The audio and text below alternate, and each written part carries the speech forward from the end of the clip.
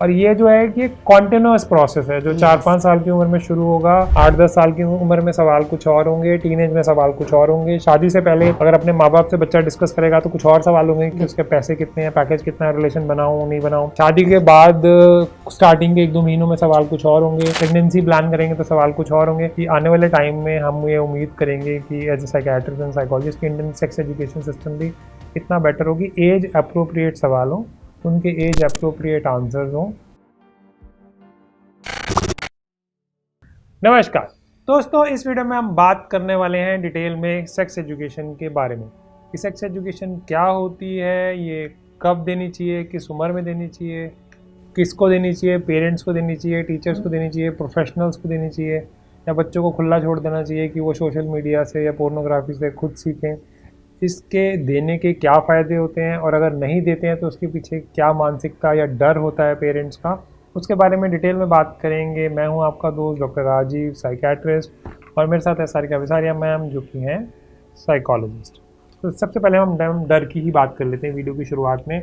डर लोगों को ये होता है कि कहीं ऐसा तो नहीं है कि बच्चों का बिहेवियर बिगड़ जाएगा, वो सेक्स की तरफ रुझान हो जाएगा। दोस्तों, आपको डरने की बिल्कुल ज़रूरत नहीं है, बिकॉज रिसर्च ये कहती है कि सेक्स एजुकेशन देने से सेक्स के बारे में जानकारी बढ़ती है, जागरूकता बढ़ती है, और उसकी वजह से बल्कि एज थोड़ी डिले हो जाती है जो उनकी सेक्स करने की होती है। That is very important. दूसरी इंपॉर्टेंट बात यह है कि कॉन्डम का इस्तेमाल बढ़ जाता है, उसकी वजह से इन्फेक्शन कम हो जाते हैं। फिर जो टीनेज प्रेगनेंसी है जो कि बहुत ही घातक होती है लड़कियों के लिए, बिकॉज उस उम्र में अगर प्रेग्नेंट होती हैं फिर लड़का साथ नहीं दे पाएगा, फिर वो उनको एबॉर्शन कराना पड़ेगा, तो बहुत सारी कॉम्प्लिकेशन से वो बच जाती हैं। उसके अलावा जो है काफ़ी सारे पेरेंट्स को ये भी कन्फ्यूजन होती है कि सेक्स एजुकेशन कब देनी है। तो आइडली तो ये 4-5 साल की उम्र में ही स्टार्ट हो जानी चाहिए, जब बच्चा नहाता है अपनी मम्मा के साथ और वो कुछ सवाल पूछता है कि ये क्या है, वो क्या है, और मेरे कौन से बॉडी के पार्ट्स हैं, तो उनको बता देना चाहिए कि ये वजाइना है, ये पेनिस है, और ये आपके बट्स हैं, ये आपकी चेस्ट है। और बैड टच गुड टच की एजुकेशन तो हम उसी टाइम दे सकते हैं। जब बच्चे थोड़े और बड़े होते हैं उनका सबसे कॉमन सवाल होता है कि बच्चे कहाँ से आए, हम कैसे पैदा हुए थे। तो वो काफ़ी इंटरेस्टिंग आंसर देते हैं पेरेंट्स। मेरी मम्मी ने भी काफ़ी इंटरेस्टिंग आंसर दिया था कि भगवान जी ने तेरी बहन को दिया था। मैं सोच रहा था मम्मी पूजा क्यों करती है भगवान जी की, वहीं मतलब हॉस्पिटल में जाके क्यों नहीं मिल लेती, मंदिर भी जाती है। Anyway, long story short, finish करते हैं इसको यहीं पे। उसके अलावा फिर बच्चे जब थोड़े बड़े होने लगते हैं तो उनको पता लगता है रेप्स के बारे में, कॉन्डम्स की एड्स आती हैं, वो कई सारे सवाल पूछते हैं, किसिंग सीन्स देखते हैं तो उनको अमंगे फील होने लगती हैं अपने अंदर, तो उनके जवाब देने पड़ते हैं। उसके बाद टीनेज होते हैं तो उनको रिलेशनशिप्स के बारे में समझाना पड़ता है। और जब बच्चे थोड़े और बड़े होते हैं तो उनको मास्टरबेशन, पीरियड्स और ये सारी चीज़ों के बारे में भी बताना पड़ता है। अगर समय से पहले ही हम बता देंगे तो उससे एक तो रिश्ता बहुत अच्छा हो जाता है, और जो है रिलेशनशिप, और सबसे इंटरेस्टिंग बात है रिश्ता तो अच्छा होता ही है, दूसरी जो मोस्ट इम्पॉर्टेंट बात है कि ये ऑन गोइंग प्रोसेस है। जो प्रोसेस 4-5 साल की उम्र में शुरू हुआ था वो प्रोसेस टीनेज में भी चल रहा है। और अगर आप ओपनली बात करेंगे अपने बच्चे से तो बच्चे को अगर बाद में भी कोई इमोशनल प्रॉब्लम आती है और वो कभी गायनोकोलॉजिस्ट या किसी साइकोलॉजिस्ट या साइकियाट्रिस्ट या सेक्सोलॉजिस्ट को भी दिखाता है तो भी वो अपनी फैमिली मेम्बर से शेयर करेगा, चाहे उनकी उम्र 20 साल या 25 साल या शादी के बाद भी हो। तो रिश्ता जो है काफ़ी स्ट्रॉन्ग रहेगा, क्योंकि आपने तब उनका साथ दिया जब इमोशनली वो सबसे ज़्यादा परेशान थे और उनको बिल्कुल सही इंसान से जानकारी मिली। तो आइडली तो ये काम पेरेंट्स को करना चाहिए, बट अक्सर ये देखा गया है कि पेरेंट्स डिनाइल में रहते हैं या कन्फ्यूजन में रहते हैं, वो इस बारे में बात ही नहीं करना चाहते बिल्कुल भी, या उनको ना घबराहट और बेचैनी होती है। फिर उसके बाद नंबर आता है बायोलॉजी के टीचर का, और बच्चे बहुत ही बेसब्री से इंतज़ार कर रहे होते हैं कि कब स्कूल में चैप्टर आएगा। तो कई टीचर तो बहुत ग्रेट जॉब करती हैं, हमारी टीचर ने तो सच में ग्रेट जॉब की थी, मेरी बायोलॉजी की टीचर ने।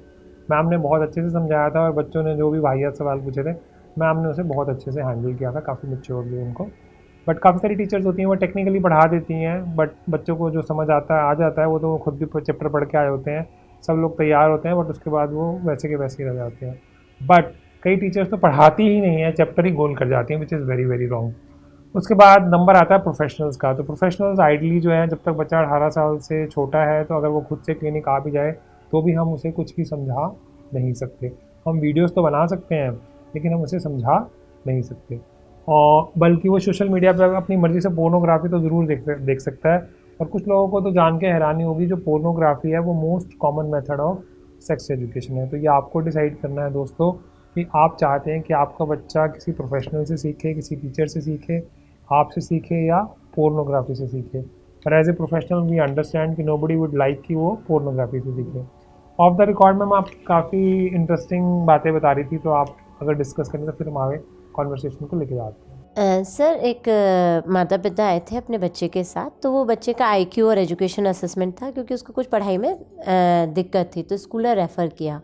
तो चूँकि पेरेंट्स के साथ कंफर्ट जोन बढ़ गया, उन पेरेंट्स का भी कंफर्ट बढ़ गया हमारे साथ, और उनको ये भी लगता था कि बच्चा बड़ा हो गया तो शायद पढ़ाई अपनी किसी कारण से नहीं कर पा रहा है। तो उनके दोनों, जब बच्चा टेस्टिंग पर आईक्यू टेस्ट करा रहा था, तो दोनों पेरेंट मेरे साथ बैठे और डिस्कस कर रहे थे अपने बच्चे को। तो उन्होंने पूछा कि मैम जो मेरा बेटा है वो बड़े अजीब गरीब सवाल पूछता है। तो मैंने पूछा कैसे अजीब और गरीब सवाल? कहता है कभी तो वो कहता है कि मुझे पता है कि भाई कहाँ से आया था, आपने क्लास 5th में ना मुझसे झूठ बोला था कि ये हम हॉस्पिटल से लेकर आए, मुझे सब समझ में आ गया। तो बोले उस दिन ना मुझे बड़ा अजीब डर लगा कि इसने पता नहीं क्या समझ लिया। मैंने किया और बोले, और वो बार बार कहता है कि पता है मेरे फ्रेंड्स ने आज डेट पे गए हैं, आज डेट पे गए, क्योंकि अब वो बच्चा क्लास 9th में है। तो मैंने कहा और भी कुछ आपसे ज़्यादा पूछता है? क्योंकि उसकी मम्मी बताते बताते खुद ही अपने हाथ ऐसे से कर रही थी, मुझे लगा कि मम्मी को बहुत कुछ पूछा है।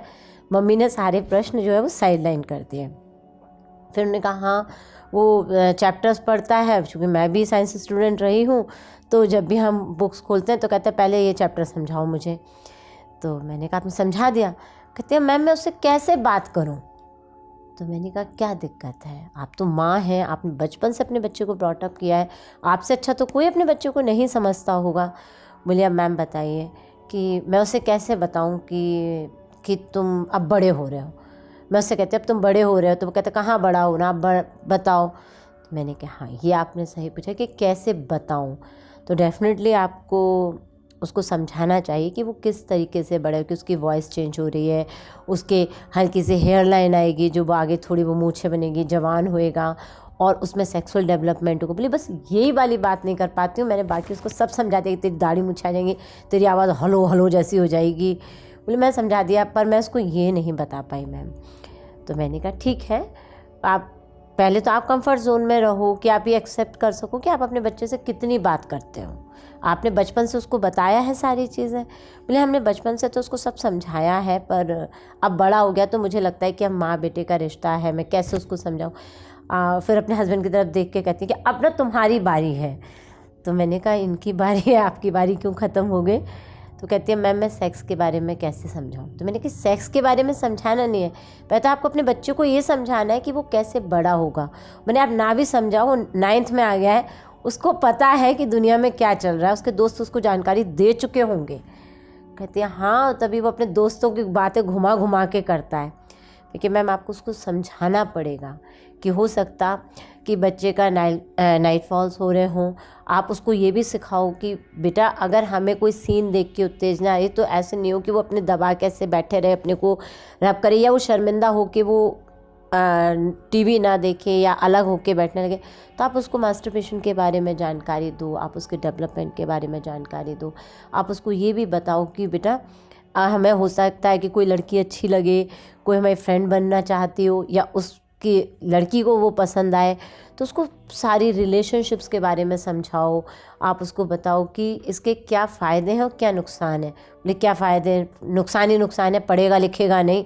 लेकिन नहीं, उससे उसकी अंडरस्टैंडिंग बनेगी, वो बच्चा एक्सेप्ट करेगा कि हाँ एक अच्छी कोई लड़की भी मेरी एक अच्छी दोस्त हो सकती है, और मुझे अपनी दोस्त के साथ क्या सीमाएं रखना है। तो जब सर पेरेंट्स से मेरी पूरी बातचीत हुई, तो वो पेरेंट्स को समझ में आया कि उन्हें अपने बच्चे के साथ किस तरीके से अपने आगे के कन्वर्सेशन को डेवलप करना है, किस तरीके से उस बच्चे को एजुकेशन प्रोवाइड करनी है। और जब वो नेक्स्ट सेशन में आए तो वो बहुत कंफर्टेबल थे, और उन्होंने बताया कि मैम जब मैंने अपने बच्चे से बात करी तो मुझे ये मालूम पड़ा कि हाँ उसके दोस्तों ने उसको ऑलरेडी जानकारी दे रखी थी, वो सिर्फ हमसे कंफर्म कर रहा था कि क्या ऐसा है। तो मैंने कहा कि देखिए मैम, जानकारी तो उसको पॉन से भी मिल सकती है, जानकारी उसको दोस्तों से मिली ही है। हो सकता है वो उसी की उम्र के दोस्त हैं, या तो पूरी शिक्षित होंगे तो उन्हें पूरी सही जानकारी दी होगी, या उन्हें आधी अधूरी जानकारी दी। जब आप बात करोगे तो आज आपका बच्चा लगभग 12-13 साल में है, वो 16-17 साल अपनी हर रिलेशनशिप को, अपनी छोटी से छोटी बात को या बड़ी सी बड़ी बात को आपसे बहुत अच्छे से शेयर करेगा तो आपका रिश्ता मजबूत ही होगा और उसको दुनिया में बाहर कहीं अपनी कोई भी जिज्ञासा जानने के लिए नहीं जाना पड़ेगा। फर्स्ट उसके इन्फॉर्मर आप ही लोग होंगे, चाहे वो उसके फादर हों या आप एज ए मदर हो। इसमें मैं ऐड करना चाहूँगा कि सेक्स एजुकेशन के और भी जो बेनिफिट्स होते हैं वो ये होते हैं कि सेक्सुअल अब्यूज़ जो है वो कम होता है, जिसको यौन शोषण भी बोलते हैं।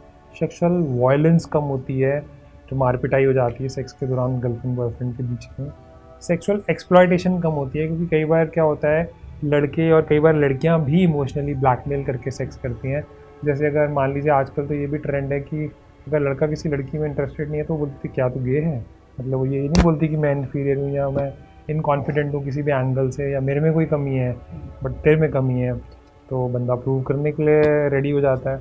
उसी तरह कई बार ऐसा होता है कि तुम मुझसे प्यार करती हो ना, हम फ्रेंड्स हैं, तो if we are in love we should make love.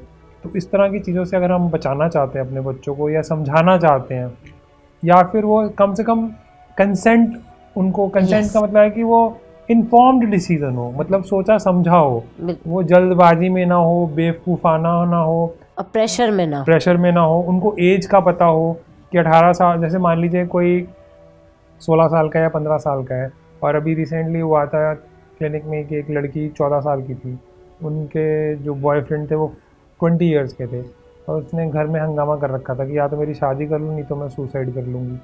तो उसको यही बात समझाई थी मैंने भी कि बेटा अगर वो कर लेते हैं तो पहले तो तेरे माँ बाप लीगली तेरी शादी ही नहीं कर सकते।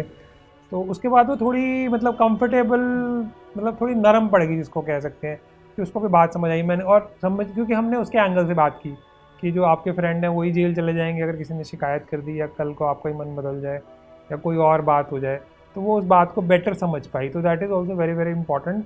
बल्कि बचपन में ही जब बच्चों को नहलाते हुए ही बैड टच गुड टच के बारे में हम बताते हैं तो हमें ये भी बताना चाहिए कि आपकी मर्ज़ी है, आप किसी को ना कह सकते हैं, किसी भी चीज़ के लिए ना कह सकते हैं। इवन कई बार क्या होता है कुछ रिश्तेदारों में कुछ ज़्यादा ही किस्सियाँ होती हैं और बच्चा अनकंफर्टेबल फील करता है, तो उसका हक होना चाहिए कि वो मामा है या चाचा है या बुआ है या मासी है, तो बच्चे को अगर उस तरह का टच पसंद नहीं है, उसे अनकंफर्टेबल लग रहा है, चाहे उनकी इच्छा बहुत अच्छी है, वो उस एंगल से कुछ भी नहीं कर रहे या कर भी रहे हैं, दोनों में से कोई भी बात हो सकती है, तो बच्चे का ये हक है कि वो तब से ही ना करना सीख जाए।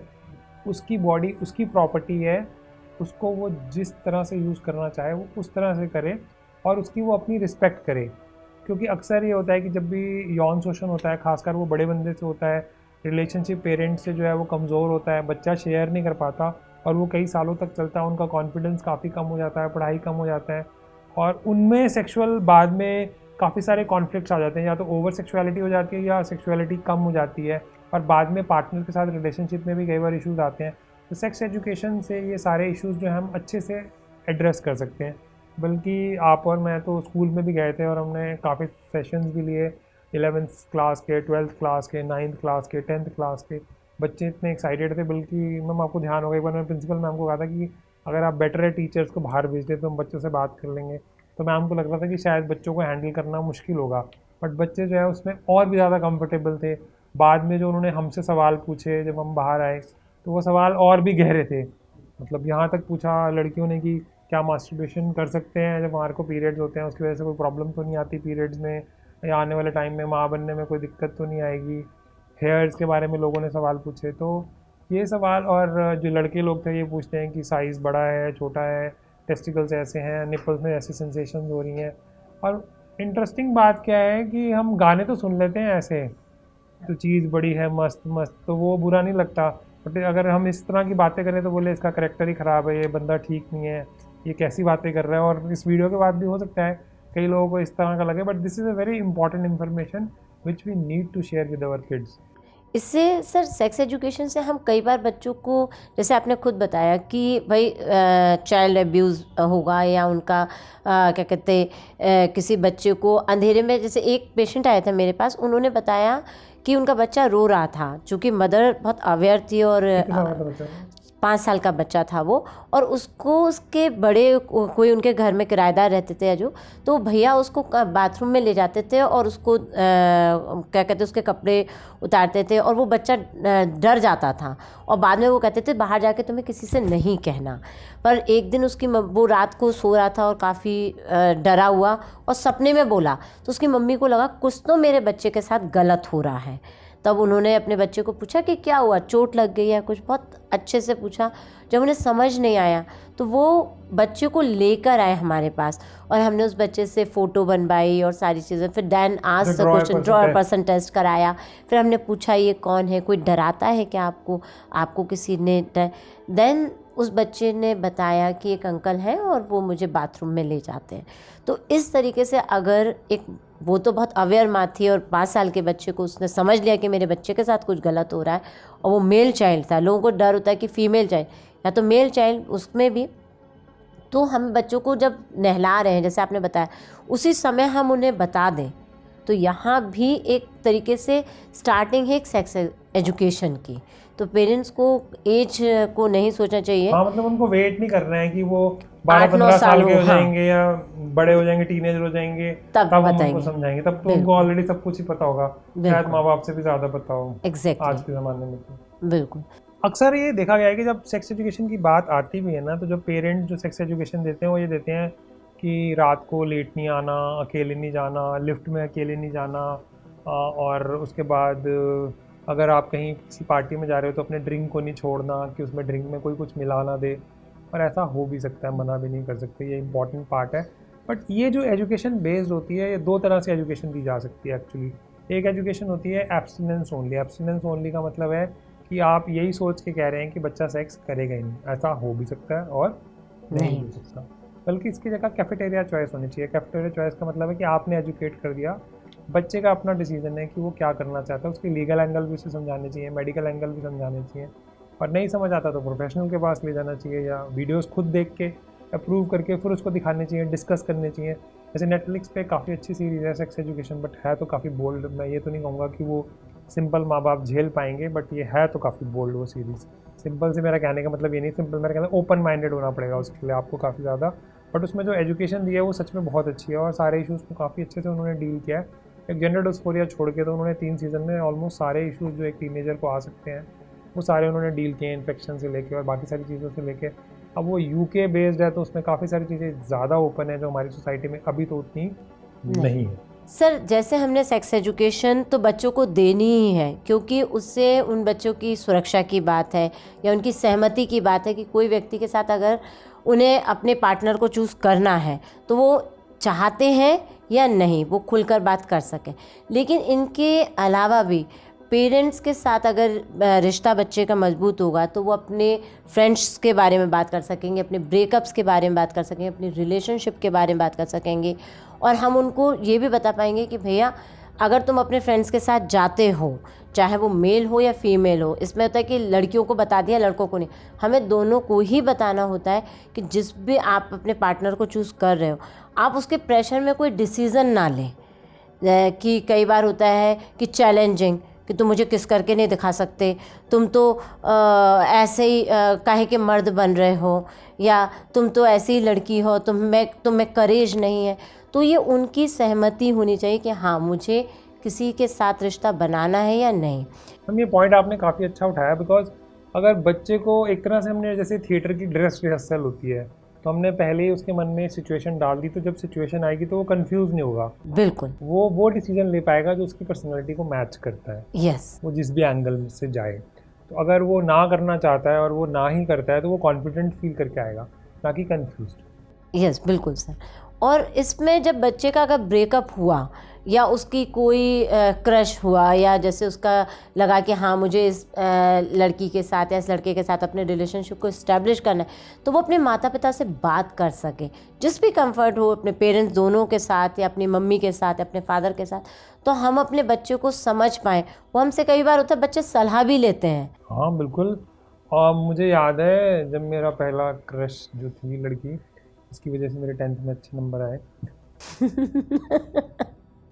तो उसके पापा की ट्रांसफ़र हो गई, अभी क्रश हुए 1.5 महीना ही हुआ था। तो उस दिन मेरी मम्मी ने कहा बेटा खाना खाएगा, मैंने कहा मम्मी मूड नहीं है। तो अगर मेरी मम्मी से मैं बात कर पाता तो I would have felt very comfortable.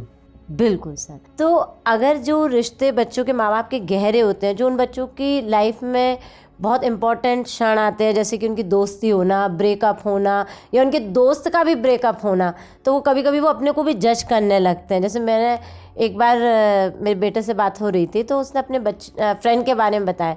मैंने अगर तुम इस सिचुएशन में होते तो क्या करते? बोला पहले मैं आपके पास बात करने आता, फिर मैं कोई डिसीज़न लेता।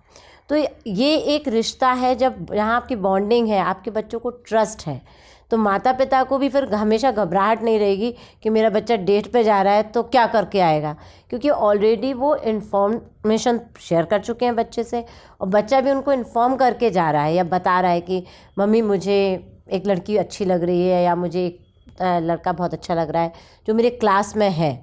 तो ये गहराई रिश्ते जो है ना, वो बहुत फ्यूचर तक बहुत अच्छे स्ट्रॉन्ग रिलेशनशिप को डेवलप कर।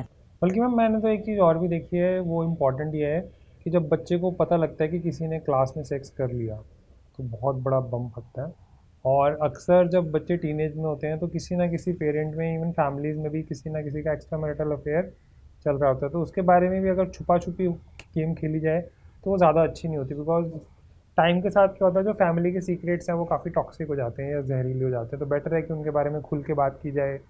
जैसे पैसे के बारे में खुल के बात करनी चाहिए, आप कैरियर में आगे क्या करना चाहते हो उसके बारे में खुल के बात करनी चाहिए, उसी तरह सेक्स के बारे में बात करनी चाहिए। और टेक्निकली या साइकोलॉजिकली भी हम देखें तो आपके पास कितने ज़्यादा ग्राउंड्स हो जाएंगे बात करने के, आपका रिलेशन कितना गहरा हो जाएगा, आप कितनी वैरायटी पे बात कर सकते हैं। और ठीक है, मैं ये नहीं कहूँगा कि कोई सीरीज़ बैठ के अपने पेरेंट्स के साथ देखे, कंफर्टेबल है तो इट्स ओके, नहीं है कंफर्टेबल तो इट्स ओके। कई बार बच्चे ही कंफर्टेबल नहीं होते, पेरेंट्स ज़्यादा ही कंफर्टेबल होते हैं, ऐसा भी मैंने देखा है। बिल्कुल।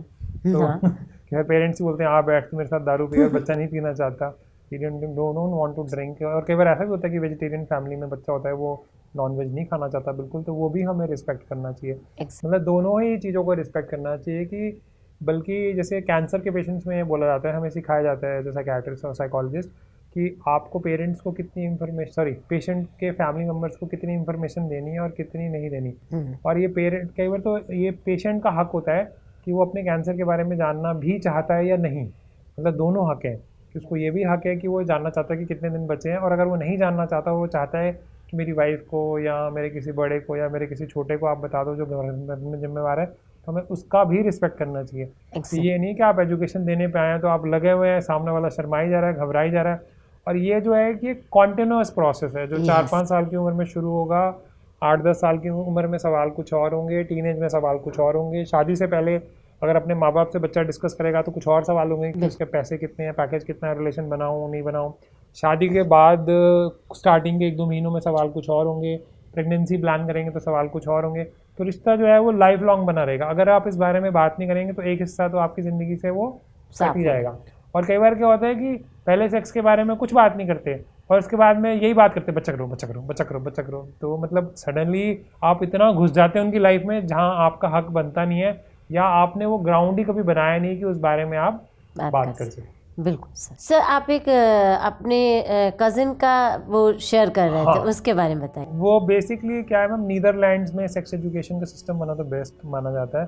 पर मेरा कज़न इंसिडेंटली नीदरलैंड में ही रहता है और उसका अभी बेटा है, लगभग अभी 6th क्लास में ही है अभी। तो 1 साल पहले की बात है, अभी कोविड के टाइम में उनको वहाँ तो स्कूल भी काफ़ी कम टाइम के लिए बंद हुए थे। तो उसने मुझसे शेयर किया, मैंने कहा यार तू तो बाहर रहता है, NRI हो गया। और कई बार NRI वाले लोग क्या होते हैं कि जब वो जाते हैं तो उनको बड़ा मज़ा आता है, लेकिन जब बच्चे इस उम्र में आते हैं तो कई बार वो प्लान करते हैं कि हम जो इंडिया ही आ जाते हैं, इनको वो संस्कार, मतलब आपने तो मज़े ले लिए, जब बच्चे के मज़े लेने के टाइम आए तो आपने बोला कि हम वापस आ जाते हैं। खैर उसका तो ऐसा कोई प्लान नहीं है, he is open minded and very caring father and mother both. तो मैंने जब अपने कज़न से पूछा तो उसने कहा कि हमें तो बल्कि स्कूल से बताया गया था कि हमने ऑलरेडी इनकी सेक्स एजुकेशन शुरू कर दी है, या आपसे कुछ सवाल पूछे होंगे और आपने इस तरह से आंसर करने। तो आई वॉज रियली इम्प्रेस्ड कि आने वाले टाइम में हम ये उम्मीद करेंगे कि as a psychiatrist and psychologist की इंडियन सेक्स एजुकेशन सिस्टम भी इतना बेटर होगी, एज अप्रोप्रिएट सवाल हों, उनके एज अप्रोप्रिएट आंसर्स हों। और उसके लिए क्या करना चाहिए, हम अगले वीडियोज़ में बात करेंगे कि कैसे बात करें जब बच्चा 5 से 8 साल का हो, कैसे बात करें जब 8 से 12 साल का हो, टीनेजर हो तो कैसे बात करें। और दोस्तों हम इस वीडियो को समराइज़ करें तो सेक्स एजुकेशन जो है वो ज़िंदगी का बहुत ही इंपॉर्टेंट हिस्सा है। अगर पेरेंट्स दे पाते हैं तो उससे बहुत ही गहरा रिश्ता बनेगा। ये 4 से 5 साल में शुरू होकर ज़िंदगी भर तक चलना चाहिए। एक नया एस्पेक्ट है जिसके थ्रू आप अपने बच्चे से कनेक्टेड रह सकते हैं पूरी ज़िंदगी भर। और ये काम अगर आप किसी वजह से नहीं कर पाते हैं, आपको हिचकिचाहट होती है, तो आप किसी प्रोफेशनल की भी हेल्प ले सकते हैं। यूट्यूब पे कुछ वीडियोस देख सकते हैं, जब आप वो कंफर्टेबल फील करें अपने हिसाब से उन्हें थोड़ा आगे पीछे कर सकते हैं। आपको परफेक्ट होने की ज़रूरत नहीं है, बट अंधकार जो है वो उसमें नहीं रखना चाहिए। प्रकाश या जो भी है, रोशनी जीवन में आगे लेके जा सकती है। आज के लिए इतना ही, धन्यवाद।